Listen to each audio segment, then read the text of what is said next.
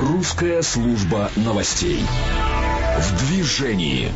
В движении 788-107-0. Расскажите, пожалуйста, о движении в Москве. Что видите? Где едете? Алло, здравствуйте, дыхание великого города. Где пробки, засады? Здравствуйте, как вас зовут?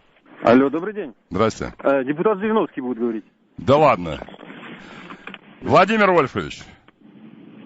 Владимир Вольфович. Да где же он говорит? Не. Алло.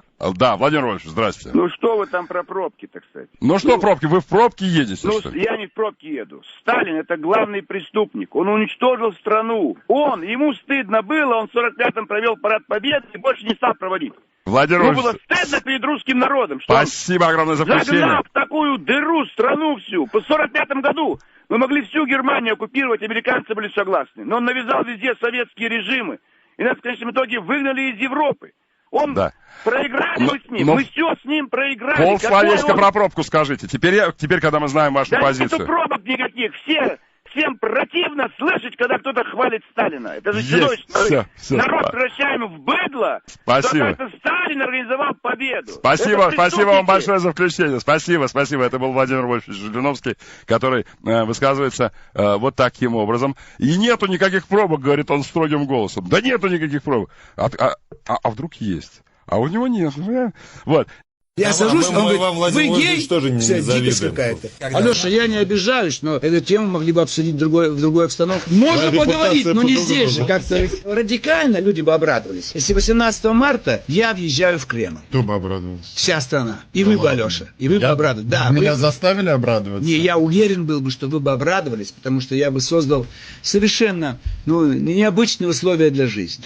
Вот я хочу вам дать свободу. Вы действительно будете жить в другой стране, Алеша. И ты будешь спокойно жить. Тебе не надо будет спрашивать людей об их ориентации. Понимаешь? Не надо. Ты боишься, а тут, понимаешь, полная свобода. Возьмите и уйдите из Госдумы. Сами сидите Алеша, еще мы вместе уйдем. подольше. Алеша, мы уйдем вместе. Если надо меня Я с собой хочу, на мы дно сядем тянуть. вместе на поезд в Ярославском вокзале. У меня билет бесплатный, Алеша. Пять дней вместе. А докуда?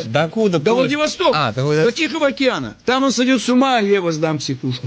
Там Корея, слушайте, там опасный Боишься? регион. Боюсь. Алеша, вы не скажете. Потерпи, через полчаса мы пойдем с тобой в шаурму. Скажите, пожалуйста. Это не ем.